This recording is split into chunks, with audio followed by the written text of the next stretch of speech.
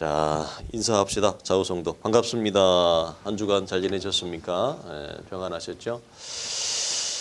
자, 우리는 지난 2주 동안 히브리서 1장 1절로 2절에 해당하는 그 믿음이 무엇인가라고 하는 부분을 좀 나누어 보았습니다.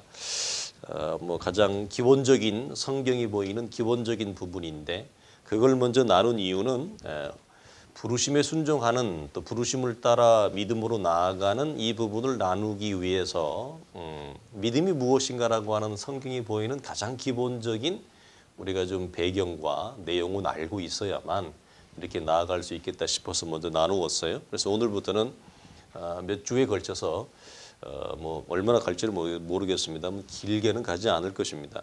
2019년 신앙 주제에 맞는 말씀을 우리가 같이 나누는데 오늘은 8절을 먼저 근거로 우리 8절, 10절을 읽었는데 오늘은 8절, 다음 주에는 9절, 그 다음에는 10절. 9절에서 한 2번 정도 설교할 수도 있고요. 그래서 근거로 하나님의 부르심에 순종하여 앞으로 믿음으로 나아가는 아브라함의 이 모습을 보면서 우리의 믿음의 걸음에 큰 유익이 되는 시간이 되기를 원합니다. 저는 개인적으로 이 말씀을 좀 보면서 우리의 걸음과 매우 흡사하다라고 하는 것을 당연히 우리는 발견을 하게 되어져요. 우리가 요한복음을 보게 되어지면 주님께서 유대인들을 향해서 뭐라고 말씀하셨는지 혹시 기억하시죠? 너희가 아브라함의 후손이면 너희가 참 아브라함의 자손이면 아브라함이 행한 일을 너희도 행하리라 그랬어요. 우리는 아브라함의 영적인 후손입니다. 이 땅에 있는 모든 하나님의 자녀들은 전 세계에 있는 모든 하나님의 사람들은 아브라함의 영적인 후손이에요. 하나님이 아브라함이 약속하셨던 이 자손에 대한 약속의 부분에 우리가 해당이 되어지잖아요. 그러면 우리도 아브라함의 자손이기 때문에 아브라함이 행한 일, 아브라함이 믿음으로 이 땅을 걸어간 그 부분에서는 우리도 어떻게 해요? 동일하게 우리도 믿음으로 걸어가기 때문에 이 말씀을 보면서 우리가 뭘 경험하냐면 우리도 동일한 믿음의 걸음과 여정 속에 있다. 이걸 확인을 합니다. 우리가 알다시피 아브라함은 창세기 11장 제일 마지막 끝부분에서부터 그의 아버지 데라라고 하는 부분을 소개하는 부분에서부터 짧은 소개로 시작을 합니다. 그리고 12장 1절에 하나님이 아브라함에게 찾아오셔서 우리가 너무나 잘 아는 그 유명한 말씀을 합니다. 여호와께서 아브라함에게 이르시되 너는 너의 고향과 친척과 아버지의 집을 떠나 내가 네게 보여줄 땅으로 가라라고 하는 말씀. 이 아브라함의 믿음의 삶을 압축하면 믿음으로 순종하여 갈 바를 알지 못하고 나아간 삶, 이렇게 우리가 말을 할 수 있습니다. 우리가 이 부분에서 우리는 이미 이 부분을 이전에 충분히 나눴어요. 짧게 설명을 하면 이 부분을 이제 우리가 중요하게 정리하고 넘어가야 되죠. 하나님의 부르심과 아브라함의 믿음이라고 하는 이 두 개의 선상에서 어느 것이 우선인가라고 하는 부분입니다. 자, 이 부분이 왜 중요하냐면 아브라함의 믿음이 어디에서부터 출발하고 어디에서부터 나왔느냐라고 하는 부분이에요. 성경은 죄로 말미암아 부패한 우리의 인생은 우리 안에 선한 것이 없다고 그럽니다. 아무것도 우리에게는 좋은 것이 없습니다. 좋은 재료, 선한 소망이 없죠. 그래서 믿음이라고 하는 것을 우리가 만들어낼 수 없고 하나님으로부터 주어진다라고 하는 위로부터 주어지는 하나님의 선물이요, 산물이라고 성경은 얘기하죠. 그래서 아브라함의 믿음이 아브라함에게서 나온 것이 아니라 어디에서부터 출발하느냐면 하나님의 부르심에서 출발한다는 거예요. 자, 이걸 역으로 얘기하면 아브라함이 믿음의 반응을 했던 것은 무엇이 없이는 불가능했을까요? 하나님이 아브라함을 찾아오셔서 하나님의 무엇이 부르심이 없이는 아브라함의 믿음은 시작될 수가 없는 것입니다. 즉 아브라함이 우리가 알듯이 믿음의 조상으로 여겨지고 호칭이 되어집니다. 그렇게 선택이 되어진 것은 우리가 기억하셔야 되는 아브라함의 믿음 때문이 아니라 하나님의 부르심 때문이라고 하는 거예요. 그래서 우리가 원인과 출발과 시작을 우리에게 두지 않고 누구에게 둔다? 하나님에게 둔다. 이게 개혁교회의 신앙의 고백이에요. 구원의 시작과 믿음의 출발점에 있어서. 그래서 어떤 분들은 이 부분을 항상 어떻게 혼동한다고요? 내가 주를 믿었기 때문에 그 원인을 자기에게 두려고 하는 어리석음을 범하는데 그러지 않아야 된다. 그래서 우리가 여러 구절이 있습니다만 이사야 51장 1절과 2절에 있는 말씀 보면 이렇게 있어요. 을을 따르며 여호와를 찾아 구하는 너희는 내게 들을지어다. 너희를 떠낸 반석과 너희를 파낸 우묵한 구덩이를 생각하여 보라. 너희의 조상 아브라함과 너희를 낳은 사라를 생각하여 보라. 중요한 표현이 나와요. 아브라함이 혼자 있을 때에 내가 그를 부르고 그에게 복을 주어 창성하게 하였느니라 라는 말씀이 나와요. 이 외에도 뭐 여호수아에도 나오고 사도행전에도 나오고 아브라함을 하나님이 어떻게 다루시고 어떻게 부르셨는가라고 하는 부분을 보면은 이 아브라함의 믿음의 출발과 반응이 아브라함 속에서 나오지 않고 아브라함을 찾으시고 찾아오셔서 아브라함을 부르시고 만져주신 하나님에게서부터 뭐냐면 출발점이 있다고 하는 걸 성경은 명확하게 불러요. 그래서 뭐라고 얘기하느냐? 아브라함이 성경은 재미있는 표현을 쓰는데 혼자 있을 때에 내가 그를 불렀다 이렇게 얘기해요. 그러니까 이 혼자 있을 때라고 하는 표현은 굉장히 저에게도 의미심장한 표현인데 하나님이 먼저 아브라함이 혼자 있을 때 찾아와서 불렀고 그 부름에 아브라함이 뭐 한 거예요? 믿음으로 응답한 거예요. 이 양자의 여러분이 시간차를 여러분이 잘 묵상했으면 좋겠어요. 우리가 그래서 이미 구원에 나누었지만 하나님의 부르심과 믿음의 반응은 동시적이다 그랬어요. 동시적이다. 자, 저는 개인적으로 이 아브라함이 혼자 있을 때 내가 그를 불렀다라고 하는 표현에 시선이 고정돼요. 왜 그러니까 하나님이 아브라함을 혼자 있을 때 불렀던 것처럼 저 또한 하나님이 혼자 있을 때 하나님이 저를 찾아오셨거든요. 이게 굉장히 중요한 표현이에요. 사람들하고 같이 어울리고 군중 속에 대중 속에 같이 환희 속에 세상이 흘러가는 시절 속에 복잡하게 있어서 자기의 정체성도 모르고 시대의 흐름도 모르고 뭐가 뭔지도 모르고 그냥 육체의 이 기쁨과 육체의 쾌락만을 쫓아가는 그 시절. 그래서 하나님이 혼자 있을 때에 아브라함을 부르셨던 것처럼 저 또한 혼자 있을 때 하나님이 저를 찾아오셨어요. 그리고 혼자 있을 때에 저를 뭐죠? 그때 하나님이 불렀어요. 여러분은 어떠셨는지 모르겠어요. 하나님이 여러분을 찾아오시고 부르셨을 때 누구와 함께 있었습니까? 누구와 함께? 이 혼자 있을 때는 아브라함이 하나님을 모르던 때입니다. 이 혼자 있을 때는 저 또한 아브라함처럼 하나님을 몰랐던 때고 이 혼자 있을 때는 저의 경우에는 철저하게 좌절하던 때였고 이 혼자 있을 때는 저의 경우에는 세상을 살 소망이 하나도 없던 때였습니다. 철저하게 하나님에 대해서 무지하고 몰랐고 그냥 세상의 좌절과 소망이 하나도 없이 살아갈 용기와 마음이 없던 그때에 하나님은 뭐죠? 아브라함을 찾아오시고 저와 여러분을 찾아오시는 거예요. 사도행전 7장 2절과 3절에도 보면 스데반은 이렇게 얘기하죠.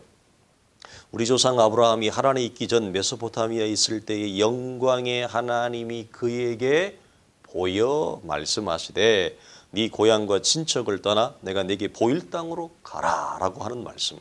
우리 여기 다시 한번 또 한 번 믿음의 시작점을 발견하는데 아브라함이 하나님을 찾은 게 아닙니다. 항상 이 관점을 많은 사람들이 놓지를 못해요. 이게 정말 종이 한 장 같은 차이인데 이 선을 넘지를 못하는, 그래서 평생을 인본주의적인 신앙, 평생을 어린아이의 신앙의 범주에서 벗어나지 못하는 사람들이 참 많습니다. 여러분, 아브라함이 하나님을 찾은 게 아니라 하나님이 아브라함을 찾았다는 데서부터 믿음은 시작하고, 아브라함이 하나님을 부른 게 아니라 하나님이 아브라함을 부르셨다는 데서부터 우리의 구원은 시작점이 있습니다. 이 부분을 여러분 여기 다시 한번 확인하죠. 자, 하나님은 지금도 동일한 방법으로 하나님이 아브라함을 찾아가시고 부르신 그 방법으로 뭐죠? 오늘도 저와 여러분을 하나님은 부르시고 찾아오셨습니다. 그리고 그 방법으로 뭐죠? 오늘도 예배 안에서 말씀을 통해 우리를 하나님이 찾고 계시고 부르시고 있다라고 하는 것. 그래서 우리가 믿음을 가지고 있다면 이 하나님의 찾으심과 부르심 앞에 아브라함이 믿음으로 응답했던 것처럼 오늘 우리가 예배 안에서 어떻게 해야 돼요? 하나님의 말씀에 믿음으로 응답하고 반응해야 되는 것. 이거 우리에게 매우 필요합니다. 우리가 아브라함의 믿음의 두 번째 이야기로 좀 넘어가 보면 이 아브라함의 믿음을 좀 살펴보면 믿음은 아브라함에게 무엇을 요구합니다. 어떤 걸 요구하게 되어지는데 그 요구가 뭐냐면 결정적인 삶의 변화를 믿음은 요구합니다. 아브라함이 혼자 있을 때 하나님은 그에게 찾아갔고 그에게 찾아감으로 그에게 없었던 믿음이 발생하게 되어지는데 그 믿음은 아브라함에게 다음과 같은 두 가지의 결정적인 삶의 변화성을 요구합니다. 첫 번째는 뭐냐면 우리가 앞에 나누었듯이 12장 1절에 있는 자기 본토와 자기 가족들의 떠나는 것.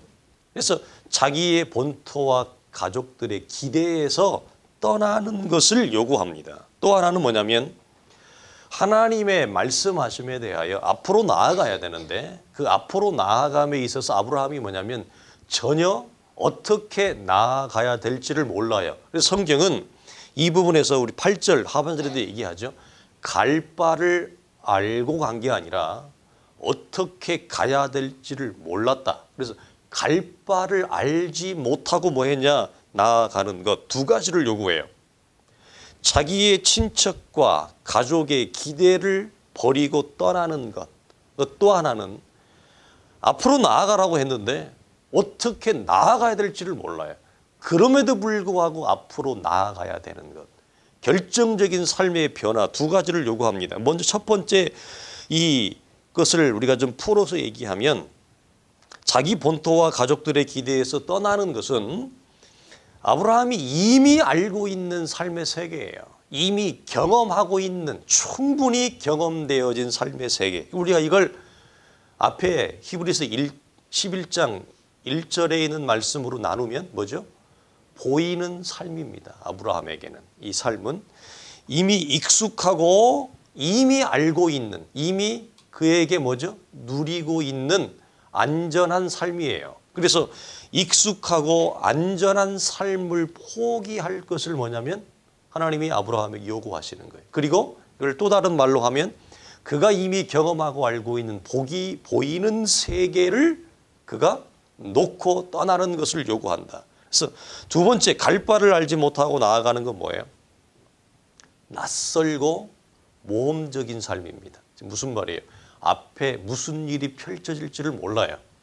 갈대아 우르라고 하는 이 지역에 있다가 하나님이 약속하신 지시한 땅으로 가는데 중요한 것은 아브라함이 그 땅이 어떤 땅인지 알았을까요? 몰랐을까요? 몰랐습니다. 우리는 성경이 정리되어서 놓고 이걸 보니까 알지만 아브라함은 하나님이 가라고 그랬지 어디로 가라고 말씀을 한 적이 없어요. 몰랐어요. 아브라함은. 그럼 아브라함이 언제 알았어요? 창세기 12장 7절을 보면 그 땅에 도착한 후에 하나님이 가르쳐줘요. 이 부분에서 아브라함의 믿음의 성경은 이 부분을 어떻게 복되게 칭찬하는 거예요. 무슨 말일까요? 갈 바를 알지 못했다는 것은 몰랐다는 거예요. 어떻게 가야 될지를.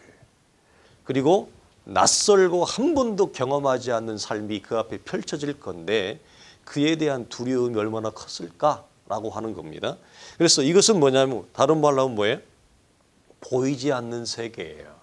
그래서 이미 자기가 익숙하게 알고 있는 이 경험적인 세계, 이 보이는 세계에서 한 번도 가보지 아니하는 뭐죠? 낯설고 모험적인 보이지 않는 삶의 세계로의 나아감. 이걸 우리가 부르심 이전과 이후로 우리가 이렇게 나눌 수 있습니다. 정리하면 아브라함에게 허락되어진 이 믿음은 첫 번째 이런 걸 요구하죠. 익숙하고 안전한 삶을 뒤로하고 낯설고 모험적인 삶으로 나아가는 것이다. 또 하나는 또 다른 표현으로 말하면 아브라함에게 믿음이란 무엇이냐 할 때 보이는 삶에서 보이지 않는 삶으로 나아가는 것을 의미했습니다. 자, 이런 차원에서 여러분 믿음은 뭘 요구할까요? 믿음은 가만히 앉아서 평안함과 어려움이 없는 삶을 추구하는 것이 기독교의 믿음이 아니라는 거예요. 많은 사람들이 기독교의 신앙을 오해해서 기독교는 내가 이 땅을 살아가는 동안에 내 가정과 내 직장과 내가 살아가는 삶의 터전에 대한 이 시큐리티가 뭐죠? 굉장히 견고하고 안전하고 내 삶에 어려움이 없고 불편함이 없는 것을 보장해 주는 하나님으로 이해를 하는데, 이런 차원에서 여러분 믿음을 보면 믿음은 뭐죠? 굉장히 역동적이에요. 가만히 앉아있고 정체되어져 있는 것이 아니라 앞으로 나아가는데, 그 앞으로 나아가는 데는 뭐죠? 이미 자기가 가지고 있는 것에 대한 많은 포기를 뒷받침하고 있어요. 그리고 이 면에서 뭐죠? 과감한 결단을 성경은 요구해요. 앞으로 나아가는데 결단이 없이 나아갈 수는 없는 것입니다. 그래서 우리가 조금 전에 나누었지만 본문 8절에서 갈 바를 알지 못하고 나아갔다고 하는 것은, 성경은 이 부분에서 아브라함이 뭐죠? 실제로 하나님, 우리는 그 땅이 가나안 땅이라는 걸 알았지만 하나님이 처음부터 아브라함이 가나안 땅을 말씀하지 않았어요. 들어간 후에야 알게 됐단 말이에요. 그리고 거기에서 짐을 풀고 뭐죠? 거기서 제사를 드려요. 아브라함이. 이 사실을 창세기 12장에 보면 나오게 되어집니다. 이 사실에서 아브라함은 모든 믿는 자의 조상이라고 하는 칭호를 뭐죠? 허락을 받아요. 이 면에서. 이건 아무나 할 수 있는 게 아니에요. 여러분, 모든 하나님의 사람들이 아브라함처럼 부름을 받아요. 모든 하나님의 사람들이 아브라함처럼 믿음으로 반응을 해요. 그러나 허락되어진 믿음에서 중요한 거죠. 우리는 안주하기를 원하지, 그리고 어려움이 없기를 원하지. 무엇으로? 믿음으로. 어려움 없고 안주하고 평안한 삶을 원하지, 결단성 있게 무엇함에도 불구하고 보이지 않는 세계, 앞을 바라볼 수 없는 상황에도 불구하고 뭐죠? 앞으로 나아가는 것은 모든 성도가 할 수 있는 것은 아닙니다. 이 차원에서 성경이 아브라함에게 뭘 허락한다고요? 모든 믿는 자의 조상이라고 하는 칭호를 사도가 써요. 성경은 이걸 허락을 해요. 괜히 허락하는 게 아니에요. 모든 사람이 여러분 믿음을 가졌다고 해도 이런 결단을 통해서 몰라요. 어떤 일이 있을 앞으로 나아가는 것은 아니라고 하는 사실이에요. 우리 여기를 확인을 합니다.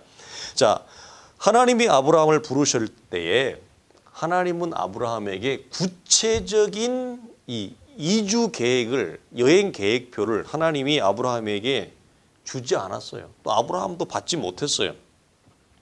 구체적인 계획은커녕 아브라함은 이미 있는 익숙한 관계성을 놓아야 됐습니다. 그리고 그가 이미 소유한 것들, 이미 오랜 관계성을 통해서 그가 이미 누리고 있던 많은 것들을 뭐죠? 포기해야 되는 커다란 희생을 치러야 했습니다. 부르심과 믿음의 결단과 순종 사이에 아브라함은 뭐죠? 큰 갈등을 분명히 했을 거예요. 내가 이걸 놓아야 될 것인가? 이미 알고 있는 세계를 포기해야 될 것인가? 이미 누리고 있는 관계성, 그 누리고 있는 관계성 속에 보이는 소유, 보이지 않는 많은 소유들을 내가 놓아야 되는가라고 하는 큰 갈등이 그 안에 있었고, 이걸 내가 어떻게 결정해야 하는가라고 하는 차원에서 큰 뭐죠? 당혹감 속에 있었습니다. 그러나 결과는 뭐죠? 어떤 사람은, 우리가 신앙생활 할 때 보면 어떤 사람은 당혹감 속에만 있어요. 어떤 사람은 뭐죠? 큰 갈등 속에만 있어요. 무슨 말이에요? 우리가 이걸 복음서로 말하면 어떤 사람은 염려만 하고 있어요. 근심만 하고 있어요. 똑같은 거예요, 원리가. 결과는 앞으로 못 나가는 거죠. 그래서 이 갈등과 근심과 염려의 범주에만 갇혀 있는 거죠. 너무나 안타까운 거예요. 아브라함도 여러분 얼마든지 그럴 수 있을지 알았겠어요? 하나님은 부르시고 가라고 그랬는데 정확한 하나님의 가이드가 없는 거예요. 이주 계획이 없어요. 하나님의 계획표가 아브라함에게 세세하게 아브라함에게 보여주지 않아요. 뭘 보고 가라는 거예요? 어떻게 가라는 거예요? 성경은 그게 뭐예요? 믿음이라는 거예요. 정확한 이주 계획을 하나님으로부터 하나도 못 받았어요. 우리 같은 성향은 어떻게 하면 맞을까요? 우리가 여행을 가는데 제가 이 카톡에 보면 말이죠. 이게 끄적끄적 예전에 몇 년 전에 여름 휴가를 한번 정말 여름 휴가답게 딱 한 번 갔다 온 적이 있는데 저 전라남도 뭐 해남 해가지고 이렇게 한 갔다 온 적이 있어요. 한 3일 정도를. 지금도 그때가 제일 참 잘 갔다 온 것 같은데 거기 보면 첫째 날 저 같은 성격은 어떻게 아침에 몇 시에 출발해가지고 어디를 타서 어디 가면 식당은 어디 가서 먹고 그 다음에 밥 먹고 나서 뭘 보고 이게 3일 계획표를 쫙 짜놨어요. 실컷 짜놨는데 그걸 또 놓고 온 거야.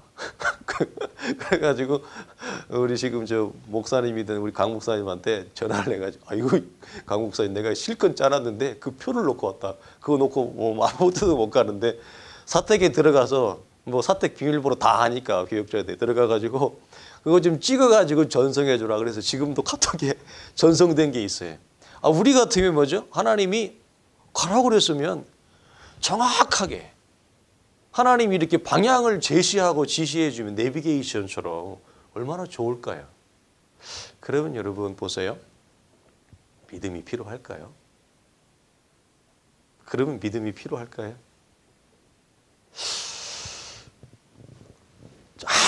아무런 계획표가 하나님으로부터 받지 못한 상태에서 하나님은 그냥 가라고 합니다.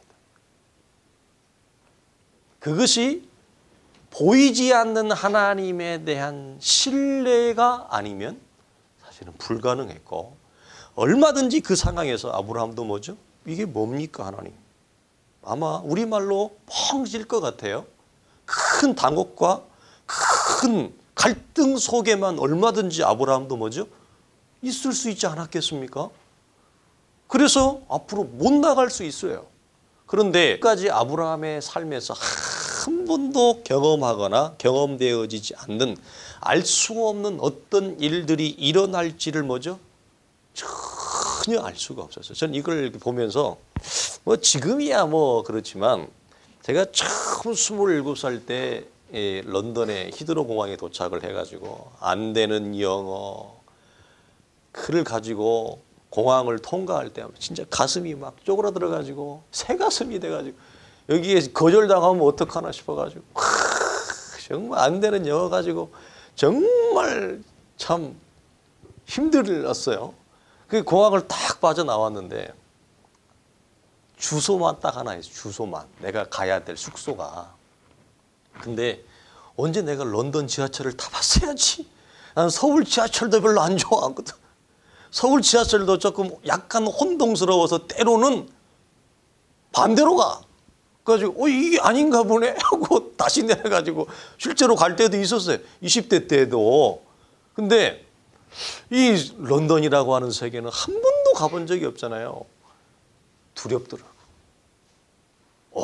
정말 미지의 세계 아닙니까? 근데 지금처럼 뭐 인터넷이 있습니까? 아니면 스마트폰 웹이 있어가지고 뭘 아무런 사이버 공간에 정보가 제공되지 않고 오로지 물어보고 전화밖에 없고 내가 가야 될 주소 딱 하나만 가지고 히드로 공항을 나와서 찾아가는데 와 두려워요. 한 번도 경험해 보지 않은 미지의 세계잖아요. 한 번도 만나보지 않은 사람들에 대한 거기에는 기대감도 있지만 고대하는 마음도 있지만 뭐가 있어요? 동시에 두려움이 있어요. 사람 마음속에. 여러분 아브라함도 갈 바를 알지 못하고 나아갔다라고 이 사실에서는 두려움이 있었을까요? 없었을까요? 분명히 있었어요. 그리고 실제로 우리가 잘 아는 대로 대표적인 사례가 뭐예요? 아내 사례가 애굽의 바로가 볼 그 즈음에 아브라함이 사내에게 뭐라고 얘기해요? 오누이라고 시누이라고 해라. 오누이라고 해라. 무슨 말이에요? 아브라함이 그 마음속에 무엇이 있었던 거지? 자신의 생명이 빼앗길까 봐 하는 큰 걱정과 두려움 속에서 아내를 누이라고 서로 약속을 하잖아요. 그 무엇을 의미해요? 아브라함 마음속에 무엇이 있었다는 거예요. 하나님을 신뢰함에도 불구하고 두려움이 크게 존재했다고 하는 것입니다. 그래서 이 갈 바를 알지 못하고 나아갔다라고 하는 것은 아브라함의 앞에 어떤 일이 일어날지를 전혀 모르는 거죠. 그래서 성경은 이것을 아브라함의 복된 믿음으로 두각을 시키는 거예요. 그러나 아브라함 앞에 예비하신 하나님의 모든 예비하심들은 아브라함에게 결국 무엇이 되었냐면 다 축복이 되었습니다. 때로는 희생과 때로는 아픔과 때로는 포기, 때로는 하나님의 예비하심의 축복과 하나님의 여호와 이레들을 경험했지만 이 모든 것들은 아브라함이 결국 축복이 되어 돌아오는데 우리가 창세기 22장을 보면 이삭을 번제로 드리는 하나님의 부르심이 있습니다. 이 아주 놀라운 사건인데 근데 저는 개인적으로 여러분은 어떠셨는지 모르겠지만 이 앞에서부터 창세기를 읽어가다가 22장에 와서 그렇게 어렵게 얻은 아들 이삭을 뜬금없이 하나님이 와서 뜬금없이 요구를 해요. 근데 하나님의 그 뜬금없는 요구도 잘 이해가 안 되지만 저는 개인적으로 그랬어요. 더 이해가 안 됐던 건 뭐냐면 아브라함의 행동이었어요. 여러분은 그 이해가 됐어요? 자연스럽게? 믿음이 굉장히 좋으시군요. 나는 전혀 이해가 안 됐어요. 납득이 안 됐어요. 하나님의 요구도 잘 납득이 안 되지만 더더욱 납득이 아브라함은 도대체 뭔 생각을 가지고 있는 거야? 아니 어떻게 자기 자식을 번제로 드리라고 하는 것에 저렇게 주저함이 없이 망설임이 없이 어떻게 저렇게 할 수 있을까? 머릿속에 뭔 생각을 하고 있지? 저는 아브라함이 더더욱 이해가 안 됐어요. 그런데 우리가 이 나누어 가는 이 말씀을 통해서 확인을 해보면 충분히 이해가 됩니다. 우리가 알 수 있는 부분이 있습니다. 그게 뭡니까? 갈 바를 알지 못하고 나아갔다고 한 그 부분인데 여기서 뭐죠? 하나님이 아브라함을 통해 보이는 건 뭐냐면 아브라함은 그 다음날 즉각적으로 준비를 합니다.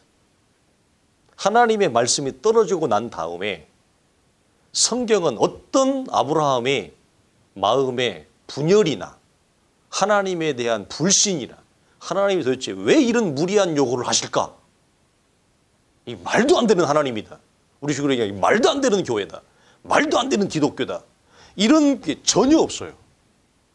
아브라함이 즉각적인 순종을 해요. 사실 제가 이 부분을 설명을 안 했지만 히브리서의 기자가 설명하는 아브라함이 하나님의 부르심을 받고 순종해서 앞으로 나아간다라고 하는 부분에 그 헬라어 문법이 중간에 시간차가 없어요. 그러니까 즉각적으로 움직였다는 거예요. 아브라함이. 그러니까 우리는 보통 제가 이 부분을 설명하지 않았던 이유는 우리가 가지는 보통의 우리 시대의 보통의 성도들이 가지는 가장 큰 어려움은 뭐죠? 우리가 제일 어려운 것 중에 하나가 뭐예요? 하나님의 말씀에 순종하는 거예요. 이게 왜 어려워요? 저마다 살아온 자기의 방식이 있어요. 사람들은. 그 예수 안 믿는 사람들은 빼고 예수를 믿었다 할지라도 자기만이 살아온 삶의 방식이 있어요. 그 틀이 있는데 그 방식과 틀이 하나님의 말씀으로 부르시기 전에 이전의 것들이 깨어지고 하나님이 부르심대로 우리가 우리의 방식과 틀이 무너지고 앞으로 순종해서 가요? 이거 거의 잘 안 돼요. 하나님의 말씀은 말씀이고 부르심은 부르심이고 내 방식과 내 삶의 틀을 우리는 다 거의 대부분 고수한다고요. 가기는 가는데 뭘로 가냐면 내 방식대로 가는 거지. 그러니까 내 방식대로 믿는 거지 하나님의 말씀대로 예수를 믿는 게 아니란 말이에요. 그런데 이 헬라어 원문을 보면 하나님의 부르심에 아브라함이 바로 움직여요. 그러니까 이전에 왜 갈대아 우르에서 창세기 11장에 아브라함의 가문의 뒷배경을 성경이 왜 얘기할까요? 그는 하나님을 알지 못하는 이방 세계에서, 조금 다른 용어로 하면 이교도의 문화에서 자란 사람들이에요. 아버지는 우상 숭배를 하는 달을 섬기는 재료를 만들었던 집안에서 아브라함이 자랐잖아요. 우리식으로 얘기하면 뭐예요? 아버지가 부처 만드는 제작자였어요. 예? 절용품을, 제사용품을 아버지가 부처 만들고 절에서 제사 드리는 용품들을 만드는 집에서 자란 사람이 아브라함이에요. 그러면 그의 삶에 얼마나 반기독교적이고 반크리스찬적인 문화가 몸에 쫙 배었겠냐고요. 그런데 그가 하나님의 말씀 앞에 뭐죠? 거기에서 바로 움직여요. 근데 우리는 어릴 때부터 교회 안에서 자랐지만 기독교적이고 교회적인 문화가 배어있다라고 하는 우리는 뭐죠? 하나님의 말씀은 말씀이고 결국 움직이는 것은 자기의 방식대로 움직이잖아요. 제가 이 부분을 얘기를 안 한 거예요, 일부러. 너무 어려워서. 왜? 너무나 많은 사람들이 자기 방식을 고수해서 예수를 믿어가지 하나님의 말씀이어서 익숙하고 이전에 알았던 관계성을 자기가 포기하고 무너뜨려버리고 새로운 보이지 아니하는 새로운 하나님의 나라의 창조의 방식을 따라 예수 안 믿는다고요. 이 부분에서. 그런데 이 22장에 가면 또다시 하나님의 부르심이 있어요. 똑같아요. 12장, 22장. 외우기도 쉬워. 22장에서 아브라함이 자기 자식을 번제로 드리라고 한 하나님의 말씀에 아브라함은 즉각적인 순종을 하는데 똑같은 순종이잖아요. 근데 순종에 무엇이 달라요? 요구가 달라요. 하나님이 아브라함에게 말씀하시는 순종의 요구와 무게가 달라요. 훨씬 커요. 아브라함에게 마지막으로 죽은 자와 같은 몸의 상태에서 하나님이 허락한 이삭은 아브라함에게는 전부예요. 전부. 전부예요. 근데 이 아들을 드리라고 하는 이 요구에 순종의 요구와 무게가 비교가 안 될 정도로 큰데 아브라함이 뭐죠? 바로 움직여요. 이게 어떻게 그냥 이해가 되냐 이 말이에요. 근데 이게 우리 어떤 관점에서 갈 바를 알지 못하고 자기 앞에 무슨 일이 일어날지를 모르고 어떤 일이 있는지를 모르는 그 아브라함이 하나님의 부르심을 따라 장래에 보이지 않은 많은 펼쳐진 세계를 믿음으로 묵묵히 걸어온 자만이 보일 수 있는 순종의 가장 큰 위대함을 아브라함이 보이는 거예요. 이건 아무나 할 수 있는 게 아니에요. 하나님의 부르심에 내일 일을 장래의 일을 모르는 그 상황이라 할지라도 하나님의 말씀이라면 부르심이라면 순종해서 한 걸음 한 걸음 걸어온 자만이 보일 수 있는 가장 큰 순종의 또 믿음의 진수이자 정수이자 최고의 보물이에요. 아브라함이 부를 때 75세였어요. 12장에서. 이때 25년이 지난 후에요. 여러분, 교회 안에 25년을 그냥 있다고 해서 우리가 이 순종의 지극한 모습이 여러분 나올까요? 어떤 자만이 여러분 이걸 주저함 없이 즉각적으로 이 순종을 할 수 있다는 게 성경이 우리에게 역설적으로 말해요. 믿음으로 걸어온 자만이 25년이라는 세월이 보장해 주는 게 아니라 산수적으로 믿음으로 걸어온 자만이 이 하나님의 말씀에 뭐죠?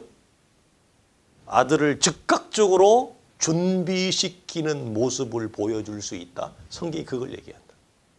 그러니까 25년 아니라 250년을 교회 안에 있어도 하나님의 말씀을 따라 믿음으로 살아가는 방식이 아니라 자기 방식. 아브라함도 얼마든지 그럴 수 있을 줄 아네요. 부름을 받았지만 부름받기 이전의 삶의 방식이 있었을 거 아니에요. 그 방식을 가지고 그 방식을 놓지 않고 얼마든지 예수를 믿어갈 수 있잖아요. 아마 아브라함이 부름받기 이전의 삶의 방식을 가지고 그걸 놓지 않고 그걸 죽이지 않고 우리가 그걸 굳이 표현하는 십자가 연합해서 그걸 죽이는 그것이 없고 자기 방식대로 예수를 여러분 25년을 믿어왔다면 하나님이 22장에서 아브라함에게 이렇게 말씀했을 때 아브라함이 여러분 이렇게 했을 수 있을까? 아마 오늘날 우리 시대의 많은 교인들이 얘기할 걸 기독교는 도대체 왜 이래? 도대체 하나님은 왜 그러신데? 도대체 하나님은 뭐가 불만이어서 나한테 이런 걸 요구하신대? 하나님은 왜 그러셔? 왜 나한테 이런 걸 말해? 여러분 그럴 수 있지 않겠어요? 얼마든지 오늘날 많은 성도들이 교회 안에서 예배 안에서 기독교에 대해서 하나님에 대해서 우리가 가지는 여러분 불만이 뭡니까? 도대체 하나님은 왜 그러신데 나한테? 왜 이런 무리한 요구를 하는 거야 기독교는? 이런 거 아닙니까? 그렇다면 아브라함이 절대 이렇게 여러분 할 수 없었을 거예요. 성경이 보이는 결론입니다. 산수의 문제가 아니에요. 시간의 문제가 아니에요. 믿음으로 하나님을 신뢰하며 두려움과 공포 속에서도 한 걸음 한 걸음 내디딘 그 걸음걸이만이 보일 수 있는 아름다운 가치였다. 우리는 이걸 여기서 확인을 하게 되어집니다. 그래서 우리도 동일하게 아브라함과 같은 모습이 있습니다. 그렇다면 우리 앞에 펼쳐질 내일의 하나님의 준비하심, 예비하심은 우리에게 큰 양면성을 가지고 있는데 그것들이 결국 아브라함에게 축복이 되었다면 우리에게도 동일한 축복이 될 겁니다. 그러면 아브라함이 올랐던 그 믿음의 자리, 믿음의 정상의 자리에 우리도 올라설 그때가 있지 않겠습니까? 그럴 수 있기를 주의 이름으로 간절히 축원합니다. 기도하겠습니다. 하나님 아버지 감사합니다. 아브라함이 우리에게 보이는 그 믿음의 아름다운 정상과 가치, 순종의 무게와 깊이가 커져 있는 자리에 우리가 나아갈 수 있기를 주님 소원합니다. 주여 우리를 도우시고 우리의 연약하고 우리의 떨리는 믿음을 하나님 붙드시고 강하게 해주시어서 하나님 앞에 아름답게 우뚝 설 수 있는 저희의 교회와 사랑하는 성도들의 믿음의 여정이 되어줄 수 있도록 우리의 자녀들이 되어줄 수 있도록 우리 하나님 은혜를 더하여 주옵소서. 우리 주 예수 그리스도의 이름으로 간절히 기도하옵나이다. 아멘.